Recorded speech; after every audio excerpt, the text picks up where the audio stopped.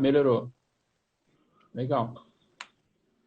Amém. Vamos seguir então, pessoal. Aí vocês vão falando pra Amém. Oi, gente, Marisa. vai falando. Melhorou, melhorou muito. Acho que era isso mesmo. Então, provavelmente assim, quando... Agora eu vou falar como técnico de TI, tá? Como analista. Quando, na verdade, a minha voz sai eco, é que provavelmente a minha voz ela vai até você e o seu microfone retorna a minha voz. Então, isso causa o eco, entendeu? Então, provavelmente o Tá, problema era no plug aí. tá bom. Mas vamos lá. Pessoal, então, porque a Bíblia é a palavra de Deus, a Lígia está fazendo assim para mim escondido, como se eu não fosse denunciar que ela está aqui na minha frente. Não, A gente vai falar então hoje porque a Bíblia é a palavra de Deus. A gente já falou isso com jovens na nossa igreja, com o Move no ano passado. E assim, a gente ficou pelo menos 3 horas falando sobre esse assunto. Então a gente fez um workshop falando porque a Bíblia era a palavra de Deus. Então praticamente todas as perguntas que eu até comentei com a Ari antes que faríamos, a gente desenvolveu em 3 horas de workshop. E hoje a gente tem aí pouco mais de 50 minutos para conversar sobre o assunto. Em outras palavras, a gente vai falar algumas coisas e outras coisas vão ficar abertas. E aí, se vocês quiserem, para quem tem meu WhatsApp, manda WhatsApp para mim. Quem não tem, manda mensagem lá no próprio Instagram. E a gente conversa, vai conversando, tirando essas dúvidas. De repente o Ari me ajuda a esclarecer alguma coisa aí que eu não saiba. vamos Amém? lá. Bom, então, queria começar com uma frase que eu gosto muito, que é do Larry Sperry Schaefer, que ele diz: a Bíblia é um livro que o homem, se pudesse, não teria escrito e se quisesse, não conseguiria escrever. E aí eu fui começar a meditar nessa frase. Na verdade, ele fala o contrário, né? Que é um livro que o homem não poderia ter escrito se quisesse e não teria escrito se pudesse. E ele diz isso porque, assim, a Bíblia, ela é um livro de... Foi escrito entre 1500 e 1600 anos, por mais de 40 autores, de diversos lugares, diversas regiões, pessoas de várias idades diferentes, de várias eras diferentes. Então, se o homem quisesse escrever a Bíblia, não seria possível. A Bíblia é um livro que se cumpre e muitas das suas profecias são cumpridas. Então, se o homem quisesse escrever a Bíblia, eles não conseguiriam. E se pudessem Verdade. também, os homens, nós, naturalmente, não escreveríamos a Bíblia. Porque a Bíblia, todos os dias, ela nos confronta. A Bíblia, ela expõe os escritores dela própria. Então, a gente vai ver que a Bíblia expõe que Abraão, em determinado momento, mentiu quando foi ao Egito. A Bíblia vai expor a nação escolhida, que é Israel. A Bíblia vai falar que Jesus, que é Deus, ele se irou, ele se irritou. A Bíblia vai falar que o homem mais sábio da terra errou, que foi Salomão. Ou seja, a Bíblia, se nós quiséssemos, nós não teríamos escrito. Porque ela nos confronta. A Bíblia, ela vem contra aquilo que muitas vezes nós gostaríamos de fazer. Muitas vezes a nossa vontade é fazer o mal. Paulo vai dizer que o bem que eu quero eu não faço, mas o mal que eu quero esse acabo fazendo. Então, se a Bíblia ela fosse um livro que o homem quisesse escrever, ele não conseguiria, e se pudesse, ele não teria escrito. Tanto é que hoje, muitos de nós, até cristãos, que é o que me preocupa e me chateia muito mais, nós negamos a veracidade da Bíblia porque ela nos confronta. Então, por ela, como a própria irmã disse aí, expor a verdade sobre nós mesmos, nós muitas vezes rejeitamos a palavra porque é mais fácil do que aceitarmos ela na íntegra. E aí a gente escolhe alguns versículos e nesses versículos nós decidimos basear a nossa fé. Até aqui tranquilo, Ari? Tranquilo? Pode tocar. Eu sou só o convidado hoje. Uma coisa que eu sempre ouço também é que a Bíblia ela foi escrita por homens. E sempre quando me dizem isso, eu sempre falo que ela foi escrita por homens porque não poderia ser escrita por cavalos. A gente não tem muita opção. Ou é homem ou é homem. E aí, eu sempre falo às pessoas que me falam isso, que quando são cristãos e tentam debater sobre esse argumento, eu sempre penso assim, quem fala que a Bíblia é um livro escrito por homem, provavelmente ela já está com o coração endurecido e ela não quer bater papo, ela não quer discutir sobre o assunto. Ela tem algo pré-determinado na mente dela e ela vai seguir com isso até o fim. Porque, afinal de contas, os nossos livros de histórias foram escritos por homem, todos os livros de qualquer religião foram escritos por homem, e se a gente falar os versículos que diz que é do próprio Deus escreveu, como as tábuas dos 10 mandamentos, essa pessoa não vai aceitar. Então, assim, a Bíblia é um livro escrito por homem? Sim, porque não poderia ser escrito por cavalo. E o fato dela ter sido escrita, traz a nós veracidade. A gente sabe que a melhor forma de mantermos veracidade em qualquer documento, em qualquer coisa, e no livro histórico, que também é a Bíblia, é a escrita. Eu fiz o exercício quando nós fizemos o workshop com jovens, eu coloquei ali mais ou menos 8, 10 jovens, e no primeiro eu disse uma frase. Eu lembro que eu disse alguma coisa do tipo: o Golf foi desenvolvido pela Volkswagen no ano de 1900 e tanto, tal, e dei alguns termos técnicos, e pedi para que cada um falasse ao outro, para ver qual que seria no telefone sem fio o resultado final. Eu sei que no começo era gol, no final já acabou um Celta. E assim, foi totalmente alterado. E uma vez que nós temos isso escrito, nós vemos que a Bíblia, ela mantém a sua veracidade. É o único livro que a gente vai encontrar aí mais de 3.000 cópias do Novo Testamento. O Antigo Testamento já foi encontrado lá nos rolos do Mar Morto. Ou seja, nós não podemos negar a veracidade da Bíblia. E aí, a gente vai conversar sobre a primeira pergunta que eu queria fazer para o Ari, que eu acho que é uma pergunta que sempre as pessoas fazem também. Ô, Marcos, sim. Peraí. Antes da pergunta, eu preciso, junto com os irmãos, né? Boa noite aos irmãos, a paz do Senhor. Então, já que você está falando isso, eu vou ler na Bíblia isso que você está falando. Segunda carta de Pedro, né? Segunda carta de Pedro, capítulo 1, verso 21, diz assim, ó, porque a profecia nunca foi produzida por vontade de homem algum, mas os homens santos de Deus falaram inspirados pelo Espírito Santo. Então, os homens escreveram inspirado pelo Espírito Santo, não pela vontade dele, mas pela vontade do Espírito Santo de Deus. Por isso que a Bíblia chegou para a gente. Amém. Glória a Deus.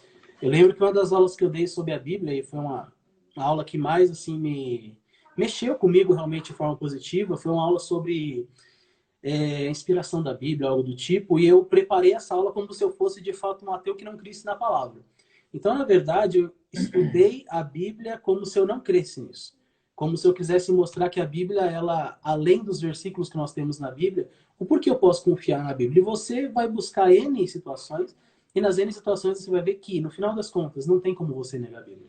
A não ser que você simplesmente fale, não aceita e pronto, tudo bem. Mas, por fatos, não há como você negar a Bíblia.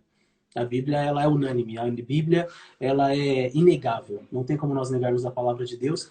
Creia você ou não, mas nós não temos como. A Lígia falou que tem uma pergunta aí. Se quiser já mandar, a gente vai tentando responder aí no meio. Ari, enquanto ela desenvolve a pergunta dela, uma coisa que a gente sempre ouve também é a Bíblia foi formada pela Igreja Católica. A gente vai ver até um certo pastor aí eu estou me responsabilizando pelo pastor, dizendo que a Bíblia ela foi formada por Constantino e queimou muita coisa quando ele foi fazer a Bíblia. E aí, a Bíblia foi formada pela Igreja Católica, não foi? Fomos nós? Quem formou a Bíblia? Que a gente pode falar da Bíblia? Bom, uma pergunta até difícil de responder, e a gente tem que ir na história da canonicidade da Bíblia. Na verdade, irmãos, a Bíblia começou, o Novo Testamento, ele se forma, o Velho já existia na época de Cristo, mas depois de Cristo ele começa a se formar entre mais ou menos 55 até 100 depois de Cristo, é que nós temos a formação do Novo Testamento. A Igreja Católica ela vai vir muitos anos depois disso, possivelmente 300 e pouco, a quase 400 anos depois de Cristo, que aparece o formato da Igreja Romana, a Igreja Católica. Na verdade, já na época de Pedro, já se falava em alguma coisa do cânon. Inclusive, nós temos nas cartas de Pedro justamente dizendo isso, que Paulo escrevia com dificuldade. Então, quer dizer, lá na época de Pedro já tinha as cartas de Paulo, o cânon já estava sendo formado. Esse absurdo que falam da Igreja Católica não tem base nenhuma na história da canonicidade bíblica. O cânon ele vai se formando ao longo do passar dos anos, tanto é que em 95, irmãos, olha, fica aí registrado para vocês, em 95 depois de Cristo, eu tenho até o nome da pessoa, Clemente de Roma. Clemente de Roma, ele já estudava as cartas aos romanos e primeira carta aos coríntios. Isso em 95, quer dizer, possivelmente quando estava sendo escrito ainda Apocalipse, já existiam as cartas de Paulo, já estavam sendo difundidas na igreja primitiva. Então o cânon ele não tem nada a ver com religião. Eu não estou falando nem mal nem bem da Igreja Católica neste momento, e nem mal nem bem dos protestantes. Nenhum pode chamar para si o formato da Bíblia. A Bíblia foi feita pelos pais da Igreja, pela segunda, terceira, quarta geração de cristãos, e ela começa a ser difundida já depois de 100 depois de Cristo, e o cânon, aí depois a gente vai aprofundar mais, mas não tem nada a ver. Jerônimo fez a Vulgata, que a gente vai falar disso depois também, mas aí entra uma outra história que já vem lá bem para frente. Então não se sustenta essa história, porque já na época de Pedro, na época já de João ainda vivo, já existia as cartas, principalmente as cartas de Paulo, já todas formadas, porque Paulo morreu em 65, antes da queda de Jerusalém, com certeza. Então, as cartas de Paulo já estavam sendo difundidas nesse período. Então, não se sustenta essa teoria de que a Bíblia é de uma igreja ou de outra igreja ou de uma denominação. Isso não é verdade. Até porque é importante a gente destacar que em nenhum momento, né, quando o Paulo, Pedro, Tiago escreveu os livros, eles tinham a intenção que isso se tornasse uma Bíblia, um cânon bíblico. Eles escreveram as cartas das igrejas. Se a gente for estudar um pouquinho de história lá, a gente vai ver que o que incentivou a igreja primitiva a criar ali um cânon bíblico foi um cidadão lá chamado Marcião, que sendo bem breve, quem que era Marcião? Marcião era um dos cristãos do primeiro século, né, cristão assim também, que ele acreditava que existia um Deus do Antigo Testamento e um Deus do Novo Testamento. Ele dizia que o Deus do Antigo Testamento era um Deus que punia, que matava, que era mal, e o Deus do Novo Testamento era um novo Deus, que perdoava, que dava graça e tudo mais. E ele não gostava que o Deus do Antigo Testamento ele priorizava os judeus, e o do Novo Testamento veio para todos. Então, Marcião, ele foi o primeiro a montar, inclusive, ele montou o primeiro cânon bíblico, né, bíblico, entre aspas, e ali ele coloca as cartas de Paulo, parte do Evangelho de Lucas, e para ele aquilo é Bíblia. E aí é quando a igreja ela começa a se mexer e fala, não, a gente tem que fazer alguma coisa, porque começou a surgir o pessoal aí que é agnóstico, se não me falha a memória, Marcião era agnóstico também, que andava junto com esse pessoal, né? E eles estão começando a montar e falar que isso é a Bíblia. Então a gente tem que, como disse o Ari, né? As cartas elas já circulavam e já eram aceitas pela igreja. Então a gente não pode aceitar que venha alguém aí, por mais que ele conheça, e dizer que a Bíblia não é tudo isso. No século II, só para fechar, no século II, quer dizer, 200 anos depois de Cristo, já estava formado os 4 evangelhos. Isso já tem provas que os 4 evangelhos já têm o formato como a gente conhece hoje, com Mateus, Marcos, Lucas e João. Então, para você ver que a Igreja Católica vem bem depois, que com outros conceitos, mas que não cabe a gente ficar discutindo isso aqui. Pode falar aí a pergunta. Amém. Ali já mandou uma pergunta, a gente já responde, a gente vai chegar lá daqui a pouco. E aí eu vou deixar anotado no notepad aqui para mim não esquecer. É uma coisa importante também, Ori, já, principalmente meus irmãos católicos, eles costumam falar, e os livros que não tem na Bíblia evangélica, né, que nós chamamos de livros apócrifos. Eu acho que eu até trouxe aqui. Quem tiver a curiosidade, de repente, de ter uma Bíblia dessa aqui, deixa eu ver se dá para ver. A Bíblia de Jerusalém é uma Bíblia muito boa também. Acho que, pelo que eu já pesquisei, aqui tem a tradução mais próxima do original. E ela vai ter o que nós chamamos de livros apócrifos, né? E aí eu queria perguntar para você, Ari, por que na nossa Bíblia, a Bíblia que os evangélicos usam, né? Por que não tem os livros apócrifos? E por que a gente meio que rejeita esses livros aí? Gente, é assim, o que acontece aonde segue a linha que se divide as traduções bíblicas, ela é muito complexa e a gente não vai entrar nesse assunto. Mas o apócrifo, ele na tradução do grego, ele vem como oculto, ou alguma coisa que não está clara, na verdade.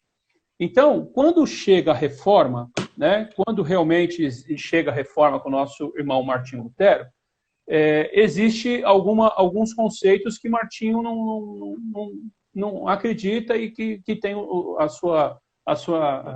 seu fundamento nos livros. E ele não aceita alguns livros e forma, apesar que o canon dos 27 livros do Novo Testamento e os 39 do Antigo, ele fica na carta pascal de Atanásio em 367 depois de Cristo. Ele já tem ali a canonicidade, ele vem seguindo isso, e se coloca alguns outros livros em algumas outras religiões, e o apócrifo, ele não tinha base apostólica. Os apócrifos, por que foram tirados? Primeiro porque Jesus Cristo não falou de nenhum deles, né? Jesus Cristo fala da maioria dos livros do Antigo, porque assim, os apócrifos não existem no Novo Testamento, existe muito pouco, alguns que apareceram, mas o canon já estava fechado, que os apócrifos mesmo estão no Antigo Testamento. Inclusive, eu até tenho o nome deles aqui, que eu marquei, se os irmãos tiverem curiosidade, está no Antigo Testamento. Eu vou dar só deixa eu botar aqui, só alguns exemplos. Oh, meu Deus, tá aqui. Gênesis, tal, aí vem Preces de Manassés, Terceira Esdras, Apocalipse de Esdras, né, Bel e o Dragão, Primeira Macabeu, Segunda, enfim. São livros, Judite, são livros que nenhum irmão apostólico, né, nem Jesus Cristo, ninguém falou desses livros. E as suas autorias, elas eram discutidas, porque o canon judeu já estava formado também, irmão. Quando Paulo pede para trazer os livros dele, viu, irmãos? Isso é bem importante você saber, que a palavra Bíblia, ela já tem no Novo Testamento, já nas cartas de Paulo, porque Bíblia significa reunião de livros. São livros reunidos. E Paulo fala assim, olha, quando você vier para cá, traga os meus livros, os meus pergaminhos. Se você pegar a palavra Bíblia lá, ela está biblion, né, do grego Bíblia, reunião de livros. Então, já existia o canon fechado do judeu, e nós seguimos esse caminho. Aí, o que acontece com Lutero é que ele fecha nesse canon. Né? Ele tira alguns livros, inclusive até alguns do Novo Testamento, que ele quis tirar, não sei se a gente vai falar disso, se vai dar tempo de falar sobre isso, mas Martinho Lutero tentou tirar Apocalipse, Martinho Lutero tentou tirar Tiago, tentou tirar Hebreus, enfim, porque ele não concordava com algumas teorias de algumas posições dele. E aí os apócrifos ficam fora. Não é que não é um livro que você não possa ler, viu? É pecado ler, viu, Marcos? Nossa, eu vou para o inferno. Pelo contrário, são livros abençoados que mostram a história de Israel, que mostram a história da igreja, mas não são inspirados. Simplesmente eles são livros escritos naquela época, são verdadeiros. Apócrifo não significa que ele é falso. Apócrifo significa que ele não tem a certeza da sua canonicidade, que não tem certeza da sua inspiração do Espírito de Deus. O Espírito de Deus, será que inspirou esses autores, ou foi só feito um livro como é feito hoje? São milhares de livros feitos hoje. Né? Será que todos, só porque o autor é evangélico, ele escreve um livro e vira santo? Não era isso. Então, essa complexidade é muito grande, e aí seguimos a linha dos protestantes. Aí que tem a diferença, irmãos, da Bíblia de Jerusalém, a Bíblia católica, né, e a Bíblia nossa dos protestantes, porque a gente segue a linha de Martinho, a gente segue a linha de Calvino e tantos outros reformadores que aceitou essa canonicidade que nós temos formada com 66 livros da Bíblia. É importante que você comentou, né? Não é pecado você ler, tanto é que eu estou aqui exibindo que eu tenho a ler. Marcos, meu pai, minha mãe, ela tem uma Bíblia da Barça. Fala, Senhor Gi, tem a Bíblia da Barça, antiguíssima, católica, eles são católicos, e tem figuras de quadros, enfim, ela é riquíssima, uma Bíblia riquíssima, só que é uma Bíblia vulgata, é uma Bíblia, né, que veio da linhagem dos católicos. E eu lia muito e leio, quando eu vou lá eu pego ela para ler, porque é uma relíquia aquela Bíblia, é uma relíquia. É uma coisa que eu já pedi para minha mãe, ela não me deu ainda, mas eu gostaria de tê-la no meu acervo, né, porque são muitos os livros que eu tenho, né, mas não tem pecado nenhum, Marcos, nenhum pecado. Mas apócrifo é isso. Tá? Até na própria Vulgata que você comentou, para quem não sabe, quem fez a tradução lá da Septuaginta para o latim, né, que no caso é a Vulgata, que a gente vai falar depois, foi Jerônimo. Jerônimo, ele foi, vamos dizer, contratado, ele foi convocado pela igreja para traduzir a Bíblia para o latim. E aí eu até anotei aqui que Jerônimo ele vai falar o seguinte, ó, da mesma maneira pela qual a igreja lê Judite, Tobias e Macabeus, eles podem ler, mas não podem receber essas escrituras como sendo úteis para estabelecer a sua doutrina, somente para o seu conhecimento. Então, o próprio Jerônimo ele vai falar assim, olha, podem ler à vontade esse livro, não tem nenhum problema. Eu estou traduzindo, estou sendo fiel. Mas você não pode utilizar isso. E aí a gente não vai falar dos textos, mas eu peguei 2 exemplos aqui, por exemplo, você citou do Macabeus, 2 Macabeus 15, do 37 ao 38, ele vai acabar o versículo, o livro falando assim, olha, se esse livro está bem ordenado e está tudo certo, eu não sei, mas é o melhor que eu pude fazer. Talvez ele seja até medíocre, mas é o melhor que eu pude fazer. E nós que estudamos a palavra, que gostamos da Bíblia, que lemos a Bíblia, sabemos que Deus jamais acabaria um livro falando assim, ó, talvez ele seja medíocre, mas é o melhor que eu pude fazer. Isso mostra que ele não foi inspirado. Mostra que foi um livro que o cara foi lá e escreveu e ele quis falar de uma história. E muitas coisas que você vai achar lá, você vai ver que não é realmente condizente com o que a Bíblia nos ensina. É isso, você tem que ter só o cuidado disso. Amém. Vamos Aí, lá, Marcos. aproveitando, Ari, fala pra gente aí rapidinho, já que a gente falou de Vulgata, o que é a Torá, a Septuaginta e a Vulgata, por favor.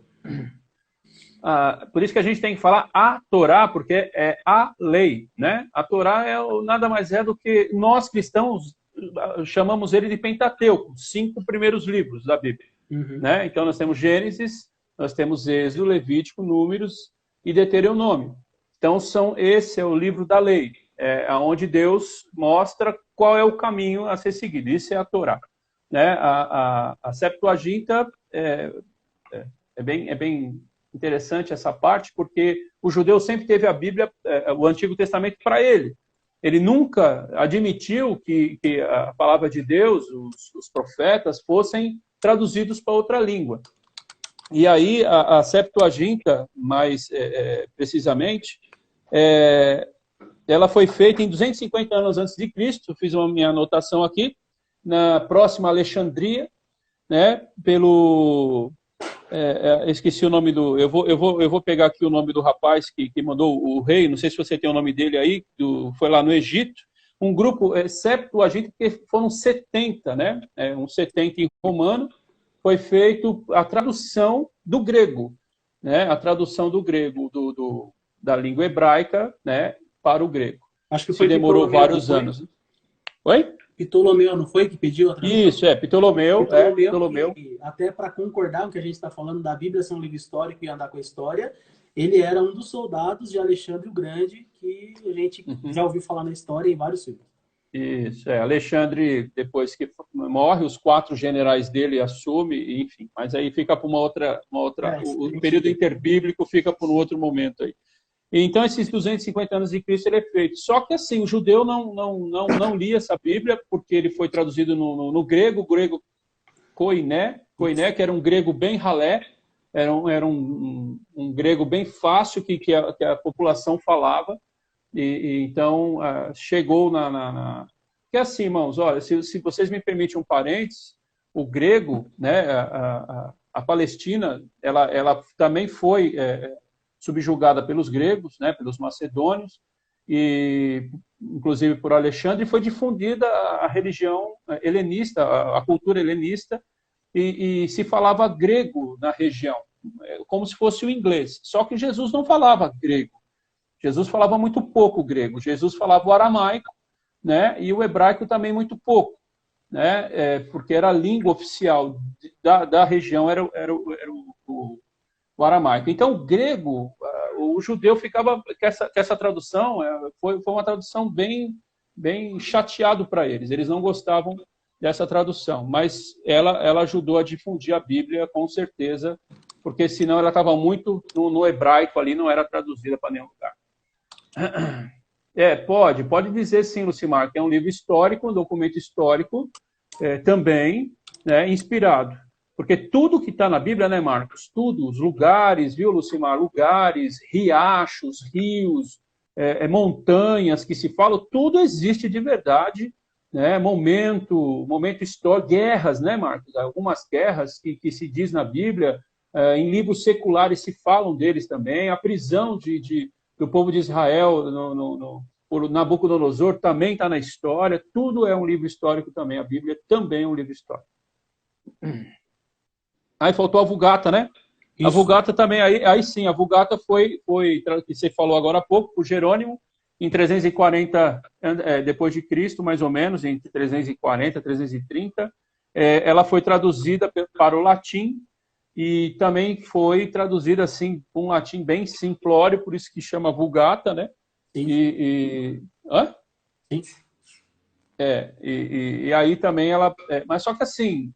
Era poucos que liam o latim, né, na época, né? Então ela ficou muito presa a um grupo de pessoas e a população não tinha muito, apesar que a intenção de Jerônimo era popularizar a Bíblia, mas estava meio complicado naquela época. Mas essa é a Vulgata. A Vulgata foi traduzida agora do grego para o latim para a Igreja Romana. Amém. Enquanto você pensa na pergunta da Lígia aí, a pergunta dela é a seguinte: como Moisés escreveu com tanta exatidão a criação, se ele não estava lá? Tá. Aí eu vou falar sobre a irmã Lucimar também comentou. Ela perguntou se a Bíblia, além de histórico, né, se ela é o mais confiante que temos. Olha, por tudo que eu já vi, eu acho que a Bíblia é o livro mais confiável que nós temos, sim.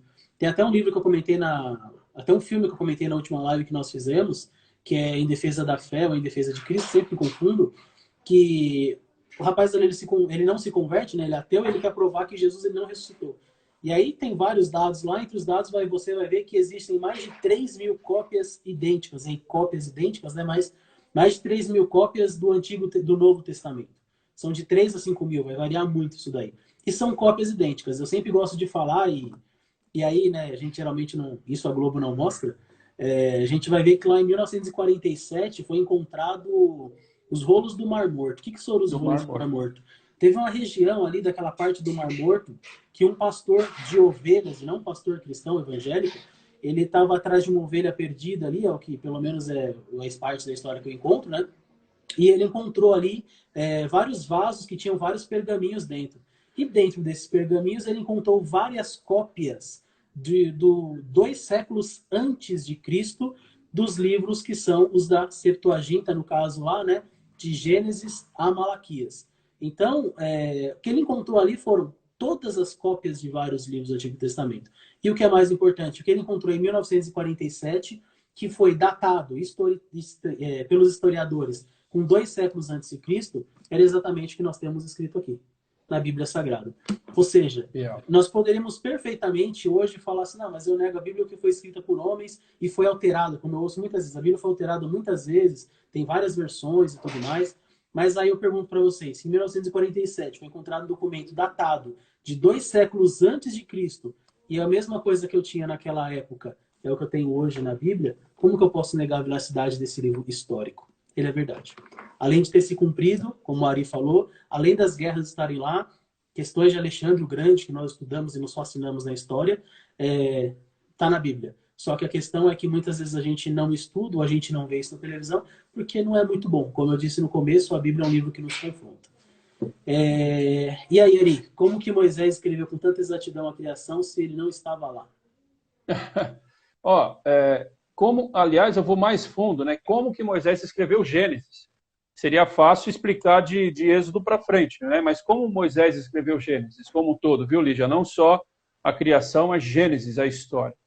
Você vai fazer a oração final, falar para ela. Ela já ouviu falando que não. É assim, irmãos. Dois professores de história. Tem que ser de tudo aqui. É assim, Lígia. Na época de Moisés, irmãos, se passavam as coisas oralmente, e já se tinham livros também. A história do povo judeu, ela também foi traduzida, foi passada de geração em geração. Moisés, ele parte de Gênesis, ele escreveu daquilo que tinha na história do seu povo já formado, viu, irmãos? Ele já tinha evidências de Abraão, Isaac, Jacó, já tinha evidências de tudo. Agora, irmãos, o que a Bíblia nos mostra é que ele ficou meses e meses em contato com Deus no monte. Moisés subia e ficava meses lá. Tanto é que eles fizeram o bezerro de ouro porque achava que Moisés já tinha morrido, né, Marcos? Eles disseram, vamos fazer um Deus aqui, porque Moisés morreu. Moisés não volta mais. Então, o povo ele já tinha essa ideia. Então, Moisés, possivelmente, na Bíblia não nos relata isso, ele foi inspirado por Deus e confidencializado por Deus também a história da humanidade. Pelo menos é o que a grande maioria dos historiadores, dos livros, das introduções de Gênesis, existe essa pergunta em vários livros. Aonde que Moisés aprendeu tudo isso? Aprendeu possivelmente com Deus, porque ele ficava... O que ele ficava conversando com Deus durante meses lá em cima? 2, 3, 4 meses. Né? Deus, com certeza, passou várias instruções, explicou a história da humanidade, a função do homem na Terra, e aí Moisés, inspirado depois pelo Espírito de Deus, começou a escrever aquilo que Deus passava para ele. Né? Tanto é, irmãos, que a gente está falando de coisas que a igreja aceita, porque não tem em Gênesis o autor. Não é dito lá em Gênesis o autor de Gênesis. Também não sabemos parece, as evidências internas, parece ser Moisés. A tradição judaica diz que é Moisés, né? Mas se você for ver a grosso modo, não existe nenhum momento dizendo que Moisés, olha, eu, Moisés, escrevo esse livro, não. Mas o que aconteceu ali já foi isso, a inspiração de Deus, direto com Deus, que ele teve um privilégio entre poucos, né, Marcos? Caramba, né? Conhecer a Bíblia direto com Deus, o Criador, né? O autor e consumador da nossa fé, né? O verbo de Deus, tudo, ele ouviu de Deus tudo aquilo, falou, olha, eu estava no céu, sabe, fizemos a terra e tal, e aí possivelmente foi essa linhagem. Amém? Não sei se satisfiz vocês, mas me pegou de surpresa. Até a título de curiosidade, depois vocês dão uma lida aí, tem um físico que depois se tornou cristão, que é o Adalto Lourenço. Não sei se a Tati está na live ainda, mas eu comentei com ela alguns anos atrás sobre ele. E essa semana eu estava ouvindo ele participando daquele programa Vejam Só na rádio. E ele falou sobre o DNA mitocondrial. O DNA mitocondrial, ele chega à conclusão de que todos nós, no final das contas, saímos de uma única mulher. Então, eu comecei a ver um pouquinho sobre esse assunto, e aí a ciência chegou ali a algo assim, ó, não é conclusivo, a gente não sabe bem do que é, e aí surgiram várias teorias, e cada vez que você lê, você vê uma coisa diferente. Acaba em Eva, né? E aí eles inventam, né? Vamos falar inventam, mas vamos respeitar. Eles dizem que a Tati está aí ainda. Não, existiam ali 200 pessoas que estavam na África 2000 anos atrás, e aí eles chamam ela de Eva, mas tinha um Adão que talvez não fosse o mesmo. Mas, assim, é muito mais fácil, cientificamente, às vezes me parece, você falar que há 2000 anos atrás, aí tem uma matéria que fala de 2 a 4 mil anos atrás, existiam 200 pessoas na África, do que você pegar a Bíblia e falar assim, isso aí já estava escrito na Bíblia, a gente nunca assumiu e agora a gente não tem onde chegar. Então, assim, é interessante que a gente vai ver Gênesis realmente se cumprindo, e o que Moisés escreveu a gente vai vendo cada vez mais que se torna verdade.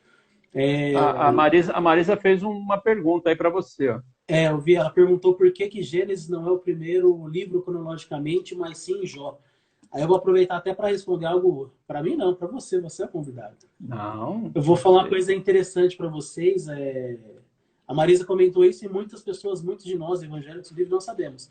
Mas a Bíblia não está organizada cronologicamente. Então, o primeiro livro histórico, o primeiro livro, né, se a gente for pegar a data realmente, é Jó. E aí vão vir os livros seguintes. Então, o primeiro livro escrito na Bíblia é Jó. Então, assim, eu espero, né, nesse primeiro semestre ainda, eu estou lendo a Bíblia, minha ideia é ler a Bíblia por completo, acho que eu já li 86% mais ou menos, estou atrasado na minha leitura, e eu estou fazendo a leitura cronológica. Então, fica uma dica. Vai algum dia tentar ler a Bíblia por inteiro, leia cronologicamente.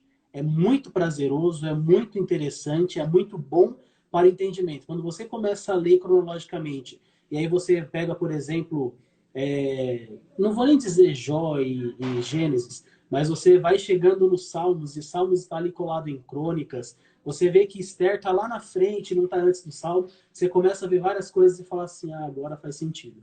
Então, ler a Bíblia cronologicamente, eu acho que é algo muito bom. E por que Jó não está... Por que Gênesis não é o primeiro cronologicamente, mas sim Jó? Eu acho que a resposta mais assim, direta é porque ele foi escrito primeiro e nós entendemos que foi por Moisés. Eu acho que não tem muito para... Não sei que o Ari, né, saiba algo, mas não tem para onde fugir.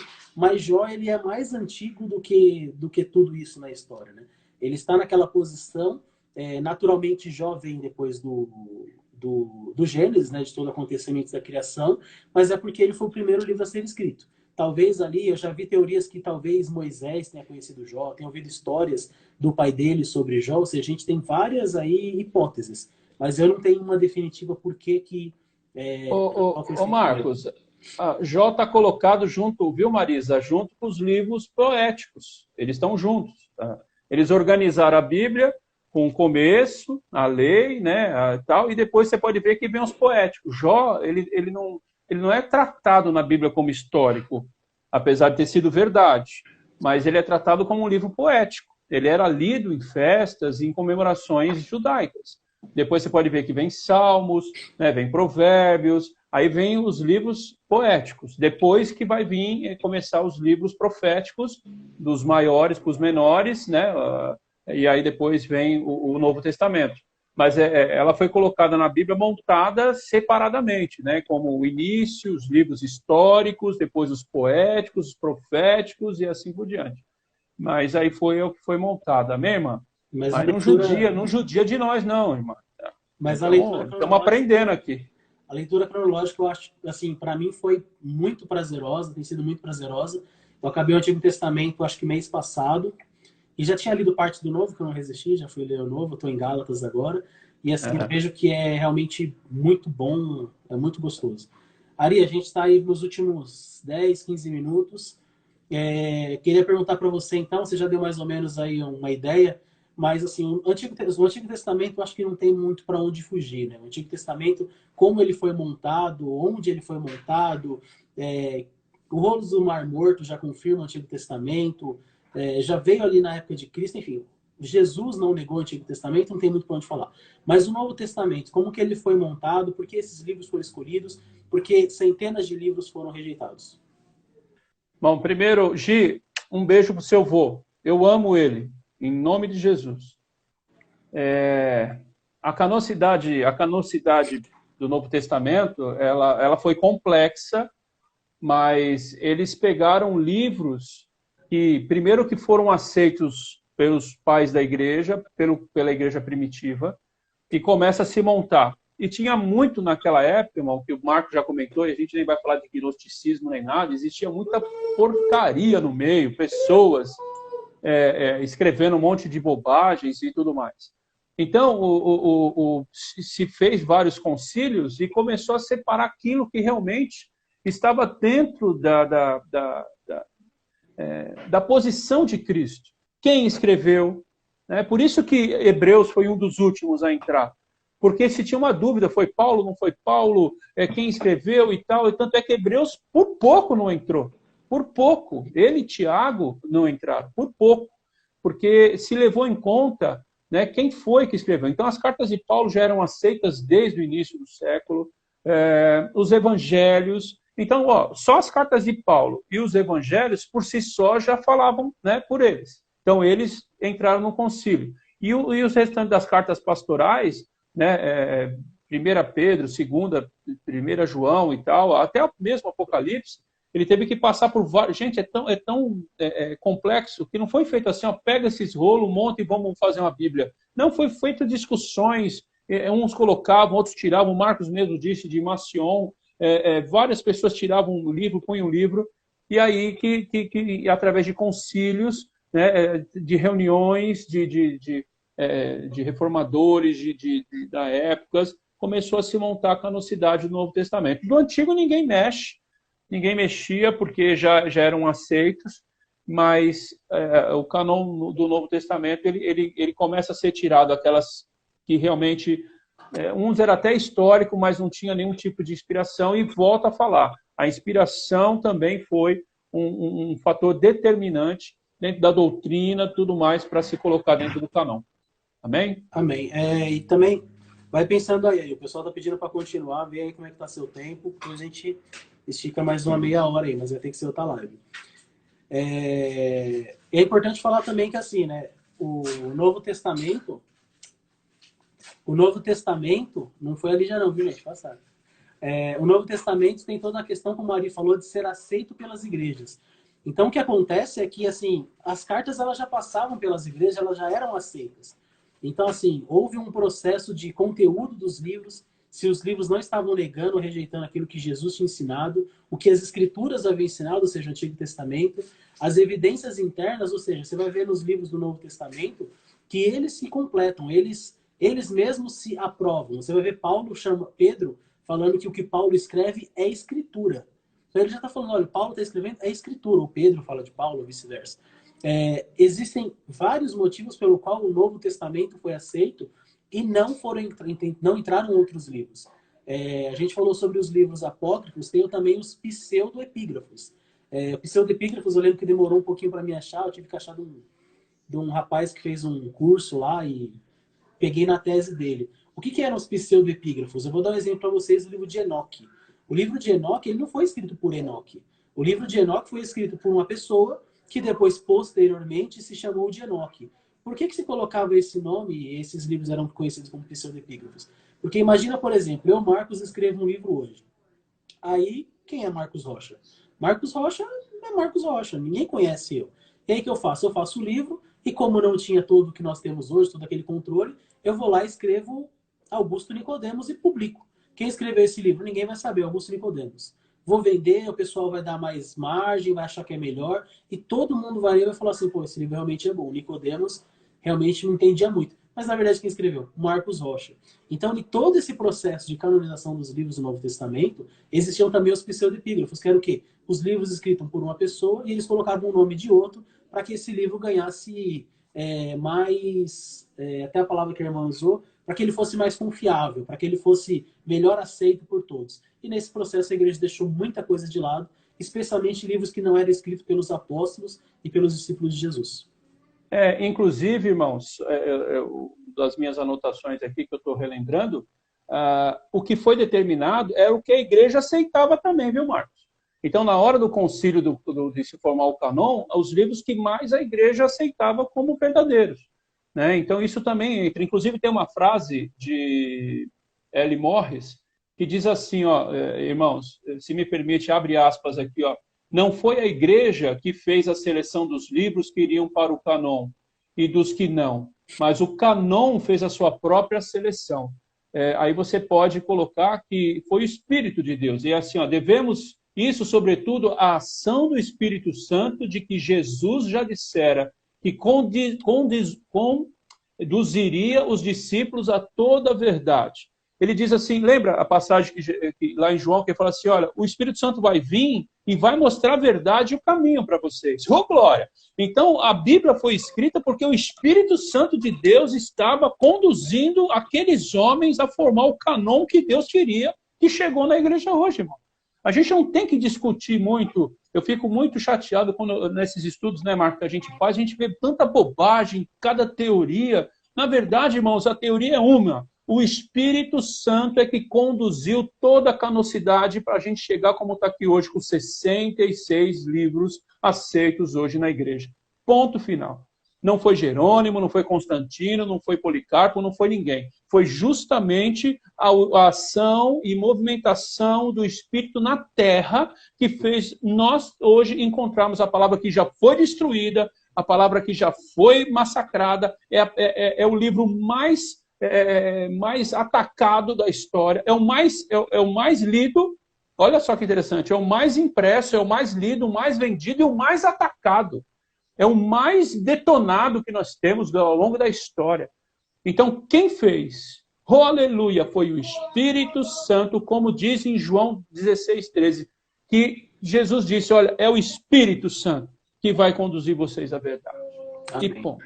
Glória a Deus. Se você quiser continuar, Marcos, e religar o Instagram, estou aqui, irmão. Eu estou de boa. Então tá bom, a gente espera acabar essa. Aí você vê com os irmãos. Para quem estiver online, quem não puder acompanhar, provavelmente eu vou tentar gravar isso depois e vou compartilhar, tá?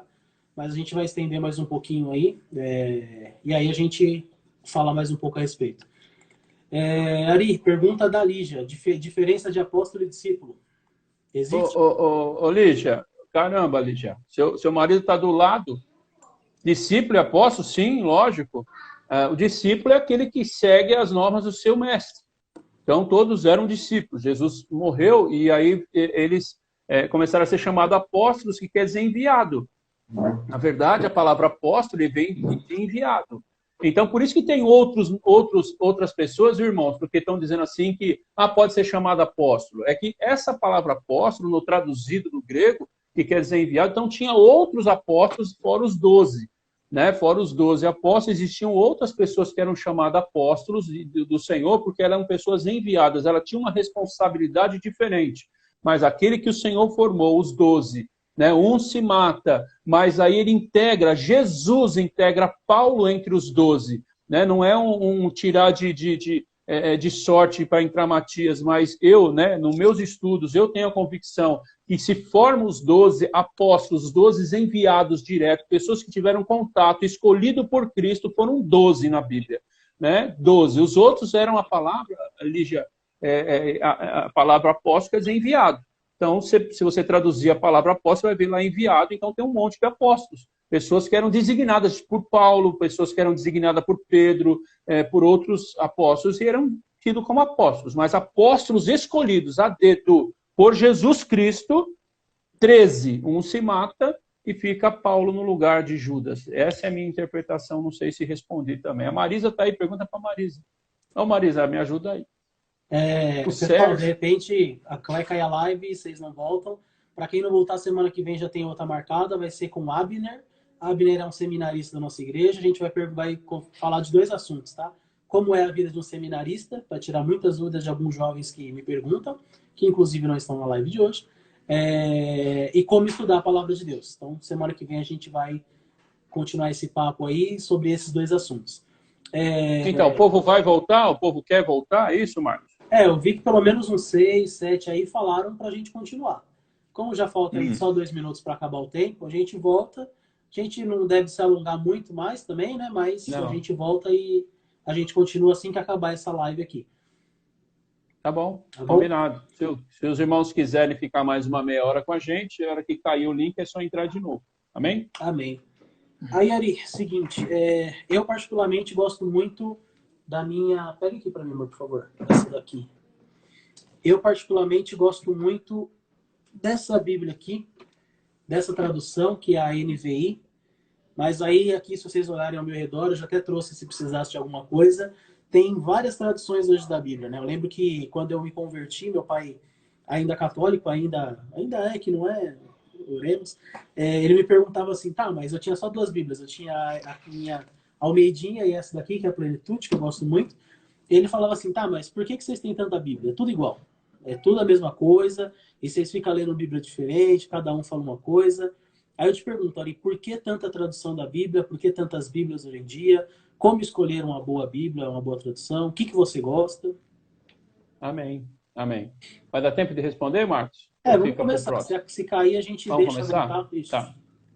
Bom, as traduções bíblicas, elas têm várias traduções ótimas e pode ser usada. A título, igual a você, eu tenho aqui, eu deixei já um monte próximas aqui, só de estudo, acho que eu tenho umas 4 ou 5 de estudo, fora as outras traduções. Também tem NVI, enfim, várias traduções. As traduções, irmãos, ela vai desde de uma tradução fiel, né, a tradução fiel da palavra, até traduções mais livres, como a linguagem de hoje, que é muito boa também, né? Então, elas existem para todos os públicos. E aí tem algumas que vêm com português mais arcaicos, né, Marcos? Vêm com linguagens mais difíceis, porque elas são traduzidas mais fielmente ao texto original. Mas isso não quer dizer que seja bom também, viu, irmãos? A gente sempre procura uma tradução um pouco mais no centro do que muito no extremo, muito fiel, muito difícil, um português muito difícil, ou uma muito aberta, com uma linguagem muito aberta também. Então, a gente geralmente escolhe, eu particularmente já escolho uma tradução mais no centro. Então, eu já escolho uma corrigida, né, uma atualizada, né? Eu tenho a King James, né, de estudo, essa é a tradução de 1611, é uma tradução muito boa, também muito perto da fiel, né, mas é um linguajar, mas é uma Bíblia de estudo muito boa. Eu tenho Thompson, que é corrigida, enfim, eu tenho vários segmentos. Então, o que isso, para mim, com o meu estudo? Quando eu pego um estudo que nem esse... Vamos fazer o seguinte, 1 minuto? Falta segundos, eu vou encerrar essa e já vou começar outra, tá bom? Quem quiser, pode vir. Exatamente. Peraí.